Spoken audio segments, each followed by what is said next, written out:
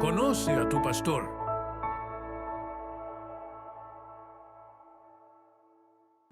Bienvenidos a Conoce a tu Pastor, un programa donde conocerás el llamado y los testimonios de aquellos guías espirituales. Agradecida siempre de tenerlos a ustedes por aquí y de siempre escuchar cada uno de los testimonios o de las palabras que le dejan los pastores que se encuentran por aquí con nosotros. Y en esta ocasión nos acompaña la pastora Adama Sayas de Soto. Aleluya.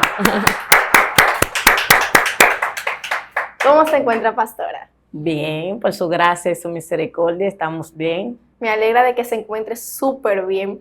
Pastora, me gustaría que usted nos hable acerca de su llamado, pero antes de eso, me gustaría saber cómo usted vino a los pies de Cristo. Amén.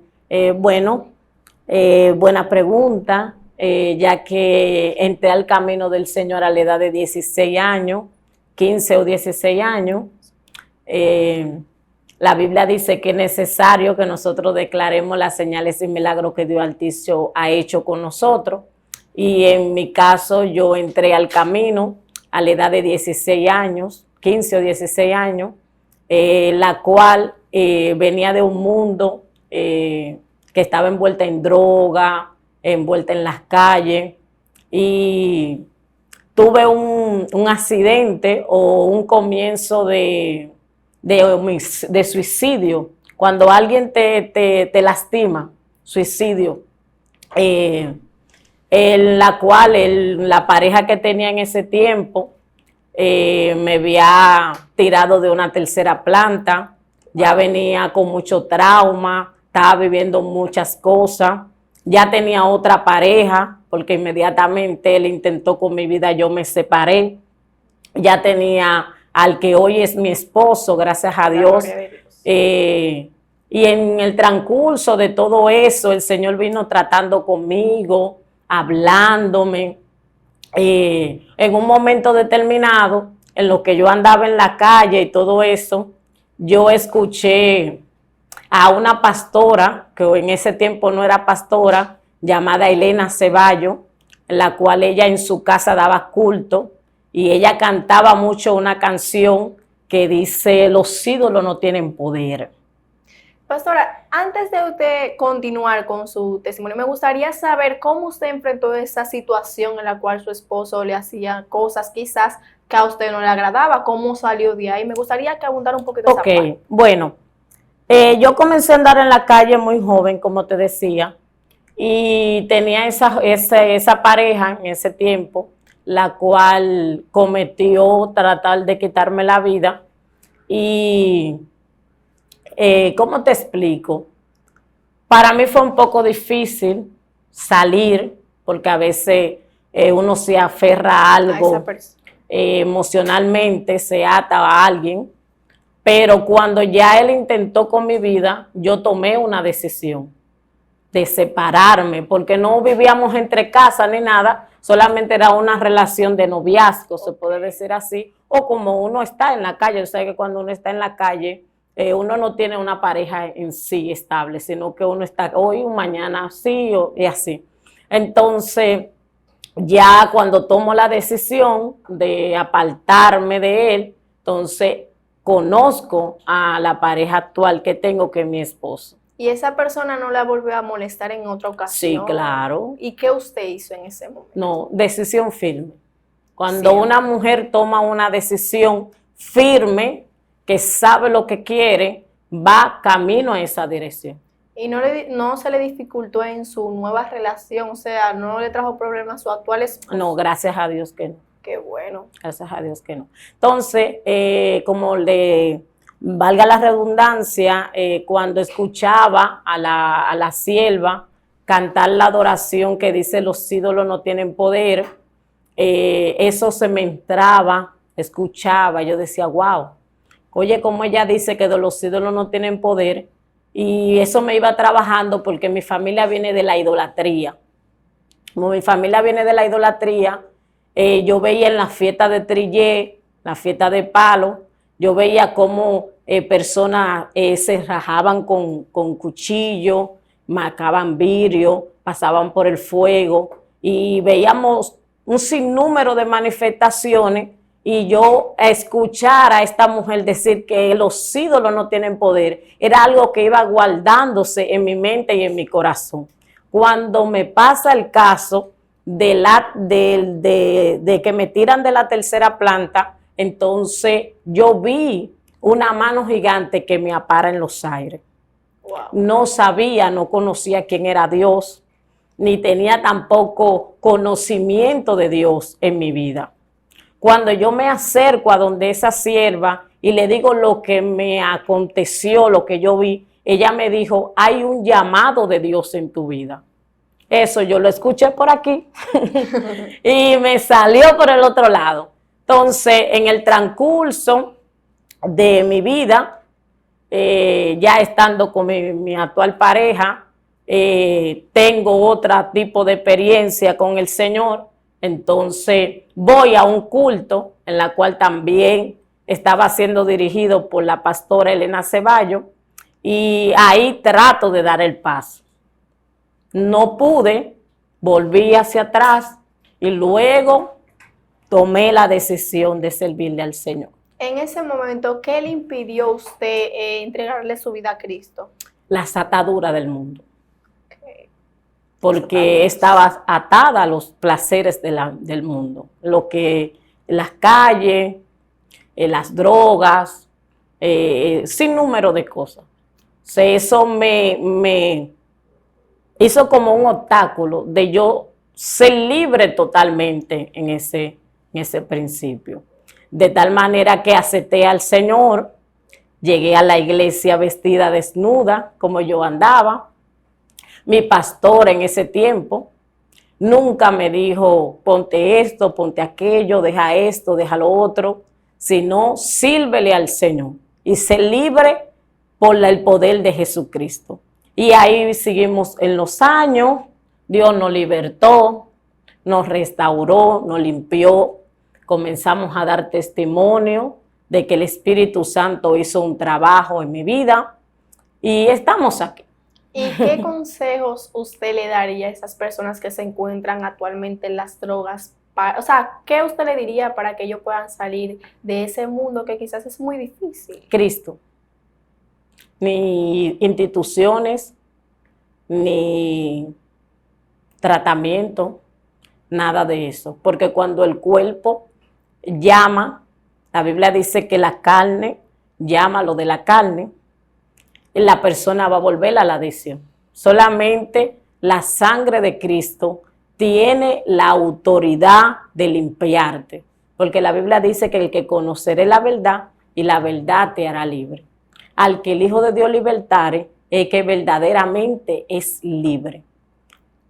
Lamentablemente, nadie quiere decir la verdad, solamente la sangre de Cristo es que liberta al hombre. Pastor, ahora sí me gustaría que usted nos hablara un poquito acerca de su pastorado, de su llamado. Okay. Bueno, como te decía, yo inicié en una pequeña iglesia, mi pastora, ahí duramos como 15, 16 o 17 años, más o menos. Luego por transcursos personales salí de la congregación a donde pertenecía y me muevo a otra congregación, la cual ahí inicia mi llamado pastoral, la cual comenzamos a trabajar en el sector 24 de abril y ahí iniciamos el llamado pastoral, a trabajar con la vida de aquel lugar, con las personas que estaban atadas en droga, personas que estaban atadas a la prostitución, todo el que el Señor lo va poniendo en mi mano, lo vamos trabajando para la gloria de Dios. ¿Y de qué manera le ayuda a su congregación en cuanto a esas cosas, a esas personas que que son inconversos? O sea, ¿cómo su congregación le colabora? ¿Qué ustedes hacen? ¿Qué estrategias utilizan para así llevar la palabra de Dios a todos? Mira, en realidad, cuando yo inicié el pastorado, inicié sola. No tenía ovejas o miembros como se dice actualmente. Yo inicié sola el llamado pastoral, la cual daba culto al aire libre, todo sola totalmente. Luego Dios fue añadiendo a cada persona que está hoy en día en mi mano.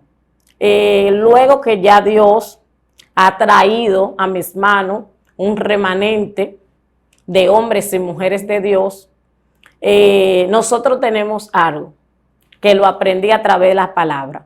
La Biblia dice en el libro de Hechos capítulo 4 que Dios añadía a las iglesias lo que iban a ser salvos. Pero hay un punto que la Biblia dice que ellos lo tenían todo en común. Y el amor era lo principal en la iglesia primitiva.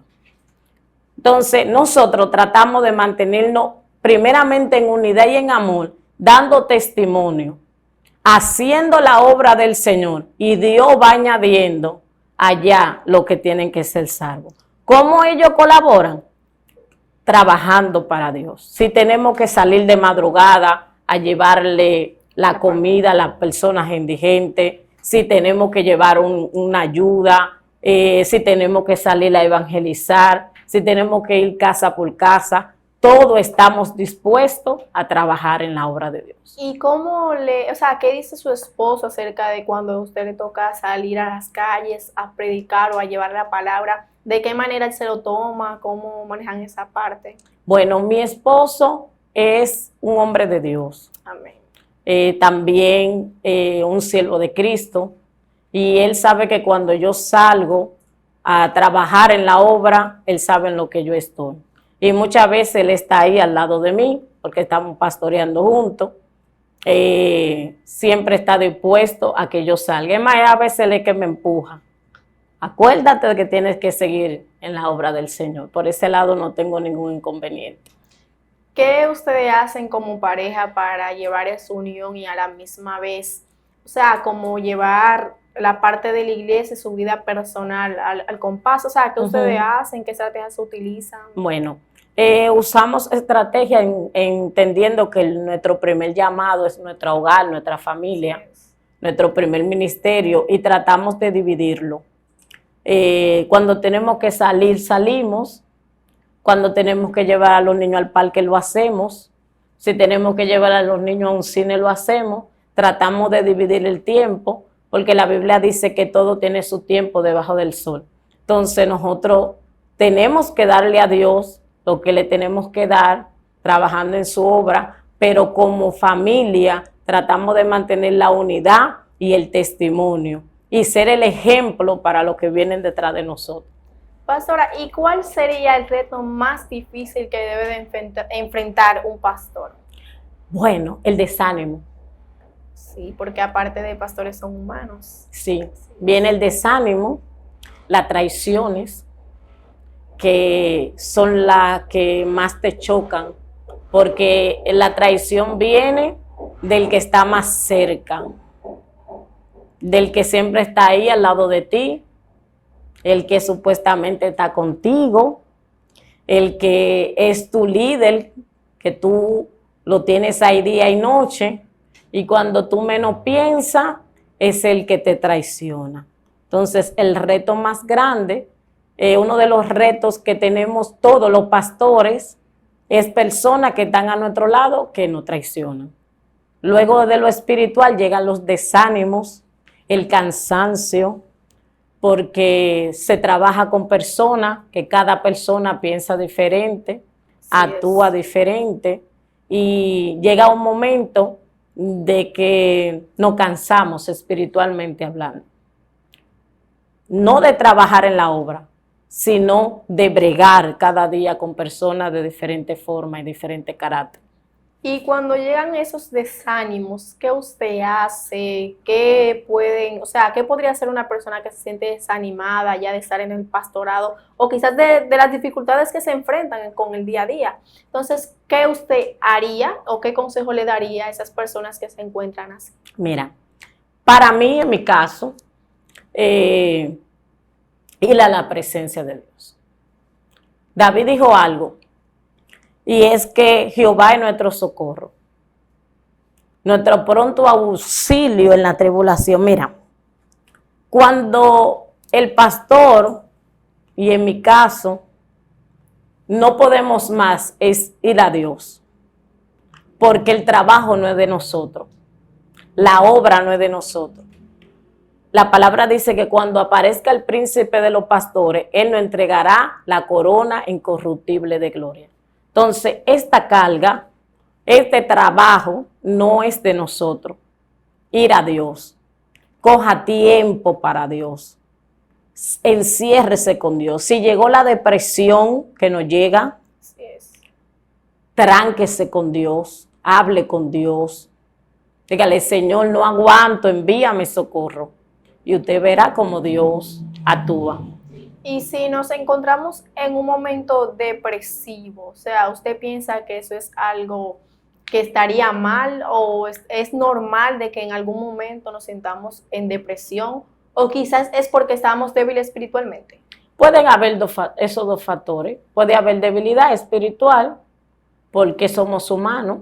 Hay momentos que sí estamos bien, pero hay momentos que llega una flaqueza que quizá el pastor puede estar débil espiritual. Aunque para la gente crea que no, que los pastores siempre tienen que estar allá, pero sí llegan debilidades, flaqueza, que quizá puede ser por eso.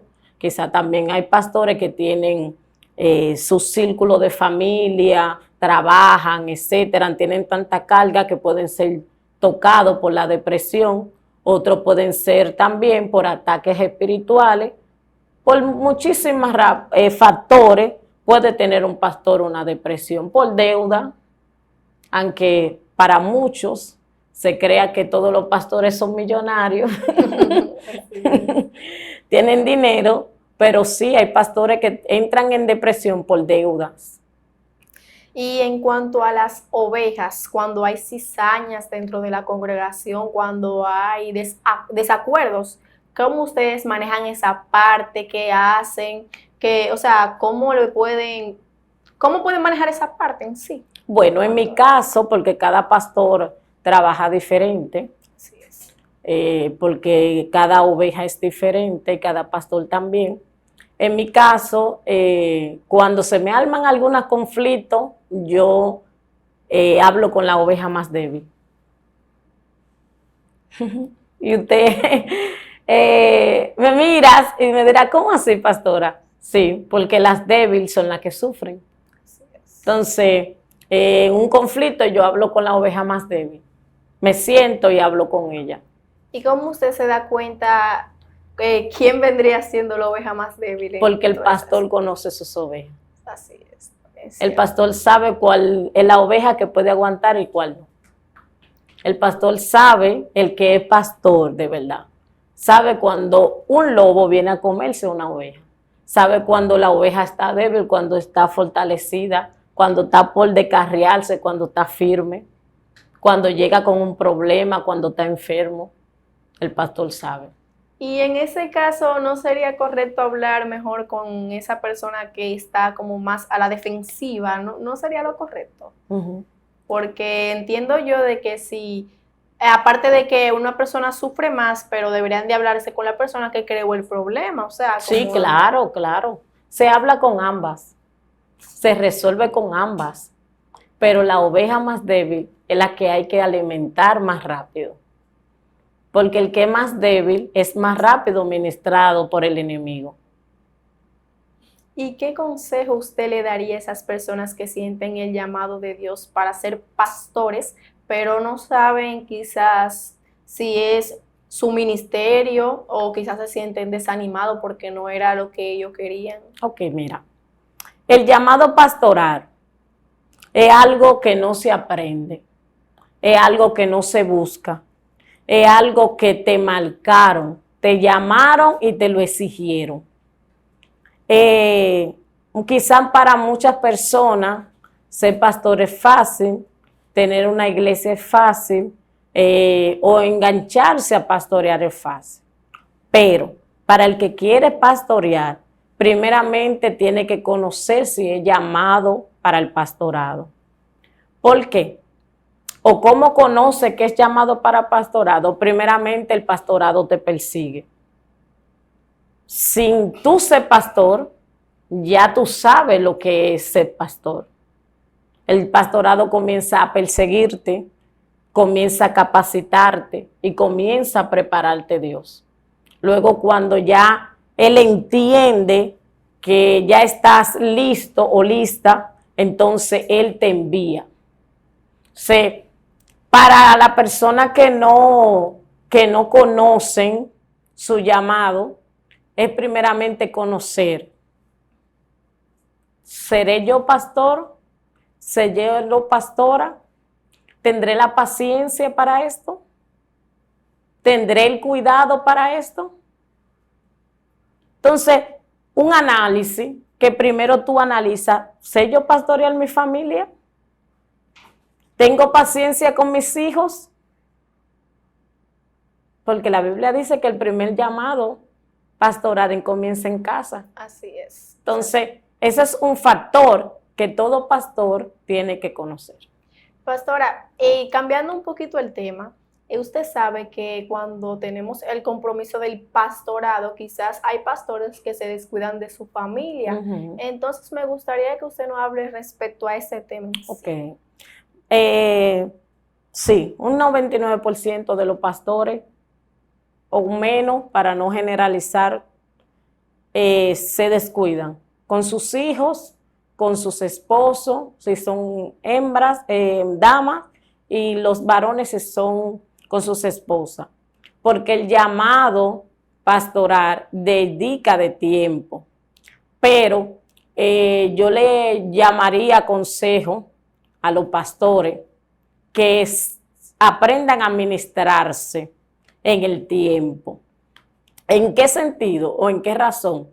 Ya después que una iglesia ya esté fundamentada y tenga líderes, tenga diáconos, tenga presidente de dama, caballero, que ya esté formada, saque tiempo para su familia, saque tiempo para su esposa, sáquela a comer, llévela al restaurante, muévase. Si no tiene los recursos, pídaselo a Dios. O si no, se va al colmado y coma yaroa con pica pica. Pero dele tiempo de calidad a ese hombre y a esa mujer y a esa familia, a esos hijos, esos niños que van subiendo. Porque a veces nos envolvemos tanto en los coros, en la música, en todo lo que es la cosa de Dios, que nos olvidamos de instruir a nuestros hijos en el camino de Dios. Así es. Y por eso hay tantas cosas. Pastora, me gustaría que usted me dijera cuál enseñanza bíblica debería de ser más enfatizada en estos tiempos tan difíciles o quizás controversiales, ya que usted sabe de que actualmente el mundo está como un poquito boca arriba, por decirlo así. Entonces, ¿cuál enseñanza bíblica podríamos enfatizar más? El amor. En el amor. La Biblia dice que para los últimos tiempos el amor de muchos se enfriará. Y el mundo necesita amor. El mundo necesita de Cristo. Y el amor es que todo lo sufre, todo lo espera y todo lo soporta. Entonces, por amor Cristo vino a nosotros, a esta tierra. Por amor estamos nosotros aquí. El mundo necesita amor. Y no un amor fingido del que se da allá afuera, sino un amor real que es el de Cristo. Eso está escaseando en las iglesias hoy en día. Hoy se habla de mucho dinero, se habla de mucha abundancia, se habla de desatar y dejar de desatar, se habla de que la mujer tiene que empoderarse, de recibir, se habla de todo, menos de Cristo, de ese amor genuino que Cristo vino a la tierra. Pastora, hablando en cuanto al dinero, ¿cree usted que el diezmo y la ofrenda es obligatorio?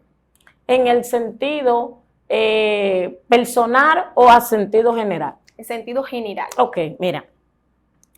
Hay dos parámetros en la Biblia del diezmo y la ofrenda.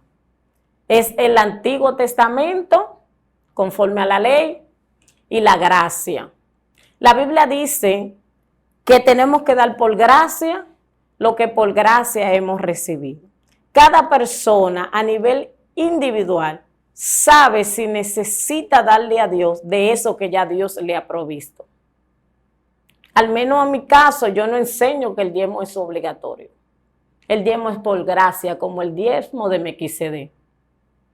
Darle a Dios con el corazón de lo que has recibido. Y enseño a la iglesia que la obra camina con dinero para salir a llevarle algo a la gente de la calle, en la estructura del templo. Todo lo que se mueve con dinero. Y trato de que todo en la iglesia sea transparente, de que todo sepa qué se hace con lo que entra y qué se hace con lo que sale. ¿Y qué sería el diezmo en sí? ¿Sería dar la mitad de lo que cobras o cómo es? No, mira, en la ley había diferentes formas. Una parte era un 10% de los frutos, del dinero, de lo que entraba de la guerra, etcétera. Entonces, en la gracia, la Biblia lo que enseña es que demos con el corazón. No dice una cantidad específica. Amén. En la gracia no hay una cantidad específica de qué, cuánto o qué el hombre tenga que llevarle a Dios, sino que le dé con el corazón, agradecido de lo que el Señor le haya dado. Me gustaría que usted le diera un consejo a las iglesias y a los miembros. Un consejo en general, por favor. Bueno, en este tiempo, hablo de esta actualidad, a la iglesia a nivel general, estoy viendo en las redes sociales, en el sector donde me muevo, que la iglesia, hablando de iglesia, hablo de hombres y mujeres que pertenecen al pueblo de Dios, que cantan, predican y ministran, y quizá están también delante de un micrófono, de un altar y delante hasta de cámara. Estoy viendo cómo el pueblo está en división, en contienda, en chisme y en tiranía. ¿Cuál sería mi consejo para la iglesia de hoy en día? Dios no nos llamó a división. Dios no nos llamó a tirarnos.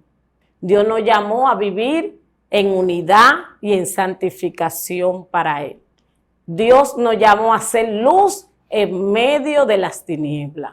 Demos testimonio de que Cristo está en nosotros y no el mundo, ni nada de lo que se asemeje al mundo. Pastora, me gustaría que usted le diera un mensaje a los inconversos. Amén. Para estos amigos que nos escuchan, que todavía no han estado en el camino de salvación, aquellas personas que no han tomado esa decisión como lo hice yo en aquel tiempo, que acepté al Señor muy joven y todavía permanezco firme y de pie, y hoy en día con un llamado pastoral al frente. Yo te tengo esta palabra. La Biblia dice en el libro de San Juan capítulo 3, verso 16 en adelante, quizá algo conocido porque se ha predicado a nivel del mundo esta palabra, pero yo quiero retomar esta palabra para ti en el día de hoy. La Biblia dice en este verso, Juan 3:16, que de tal manera amó Dios al mundo que dio su Hijo unigénito, para que todo aquel que en Él crea no se pierda, sino que tenga vida eterna. Pero yo quiero que tú escuches con mucho cuidado. Gloria al Señor. Es este verso 17 que dice, porque no envió Dios su Hijo al mundo para ser condenado, gloria al Señor, sino para que el mundo sea salvo por Él. Amigo, ¿qué te quiero decir con esto? Que Dios envió a su Hijo a este mundo terrenal, no para que este mundo sea condenado por Él, sino para que Dios, a través de su gracia y su misericordia, tú seas salvo a través de su Hijo. Esa es la condenación, que la luz vino al mundo, pero los hombres han amado más las tinieblas que la luz. ¿Qué quiere decir esto? que cuando Cristo iba a ser crucificado, le dio la decisión al hombre en el único momento que la Biblia enseña que se le tomó al hombre en cuenta para tomar la decisión de la salvación o la condenación. Era cuando Cristo iba a ser crucificado. La Biblia dice que Pilatos y aquellos hombres que estaban ahí le dijeron al pueblo: ¿qué vamos a hacer con este hombre? ¿Lo soltamos o lo condenamos? ¿Soltamos a Jesús o soltamos a Barrabás? Y la Biblia enseña que la gente dijo: crucifíquenlo. Suelten a Barrabás, que era un hombre pecador, un hombre ladrón, un hombre que según la historia bíblica había hecho un sinnúmero de suicidios, un sinnúmero de actos que era ya vergonzoso para la sociedad, que por eso ya le estaban dando una crucificación o una condena de muerte, como hoy en día se hace en muchos países, que cuando el hombre es juzgado lo envían a condenación de muerte. Eso estaba pasando con Barrabás. Pero Jesús era un hombre que vino a darle libertad a aquellos que estaban cautivos, sanaba enfermos, traía liberación a los que estaban endemoniados, hasta el sol de hoy que Cristo sigue libertando y sigue sanando miles y miles de personas. Pero cuando se le tomó al hombre la decisión, ¿qué íbamos a hacer con Cristo? El hombre decidió que lo crucificaran, que lo mataran, que lo condenaran. Sí, esa es la luz, que Cristo vino al mundo, pero los hombres amaron más las tinieblas que la luz porque su obra era mala. Yo te quiero decir a ti en este día que salga de las tinieblas y entre a la luz, porque la Biblia dice que cuando el Hijo de Dios te liberta, te hace verdaderamente libre. Amén. Entonces, ¿qué quiero decirte, amigo que me está escuchando en esta tarde? Una palabra llana que tú me puedas entender, que Cristo dijo: yo soy el camino, yo soy la verdad y yo soy la vida. Y nadie va a venir al Padre si no es a través de mí, a través de Cristo. Cristo lo dijo.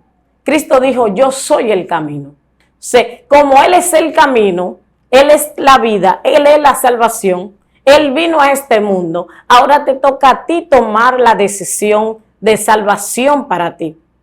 O ahora te toca a ti tomar el camino correcto. Ahora te toca a ti seguir ese camino. Nosotros somos instrumentos de Dios aquí en la tierra. Yo te puedo decir a ti una palabra. La joven aquí te puede decir una palabra. Un pastor, un evangelista, una predicación te puede dar una palabra. Pero la decisión la tienes tú. La decisión la tienes tú de caminar, de seguir, de confesar y ser libre. La decisión la tienes tú. Por eso la Biblia dice que si confesares con tu boca que Cristo es el Señor, sería salvo. No solamente creer, porque la Biblia dice que con el corazón se cree, pero con la boca se confiesa para salvación. Entonces no solamente es creer con el corazón, sino también confesarlo con tu boca, que Él es el Señor. Él dice su palabra, que igual que guarda su palabra, Él lo va a hacer verdaderamente su discípulo. Entonces la decisión, amigo que me escucha, a través de esta pantalla, es tuya. Dios quiere salvarte, Dios quiere libertarte, Dios quiere hacer cosas grandes contigo, pero la decisión la tienes tú. Muchísimas gracias, pastora Adama Saya de Soto, por estar aquí. Le esperamos en otro momento. Gracias. Que nos siga acompañando y nos siga hablando en más. otro momento trataría de dar mi testimonio. Casi no lo hago, pero como hay un sinnúmero de violencia, de mujeres que están atadas emocionalmente a parejas y a un sinnúmero de cosas, me gustaría dar mi testimonio, pero detallado, al paso, porque como hoy fue un poquito rápido, para que las mujeres dentro del camino de Dios entiendan que también pueden ser libres de la violencia de género.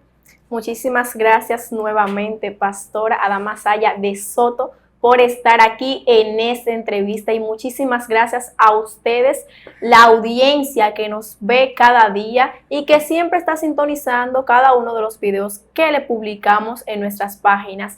Recuerde seguirnos en nuestras páginas en Google como estudionicoletv.com, en TikTok Estudio Nicole TV y en YouTube Estudio Nicole TV. Pero para concluir de manera formal y aquí terminar, me gustaría que usted hiciera una oración para despedirnos conforme a como Dios entiende. Claro, vamos a orar por ese público de Estudio Nicole TV que siempre están ahí a la expectativa para escuchar cualquier palabra, cualquier testimonio que se trae a través de esta plataforma. Vamos a orar por ello para que Dios lo bendiga cada día.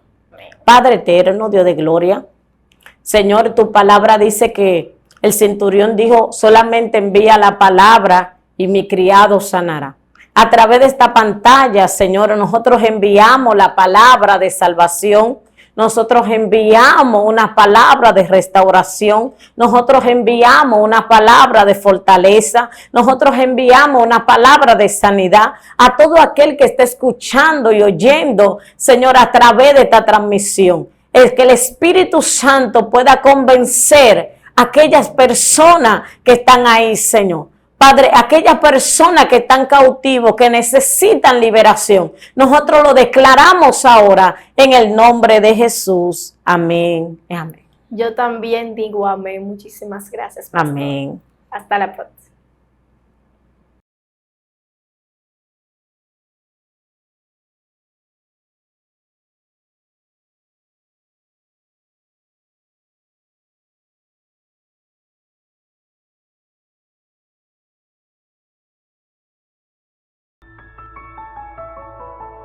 Conoce a tu pastor.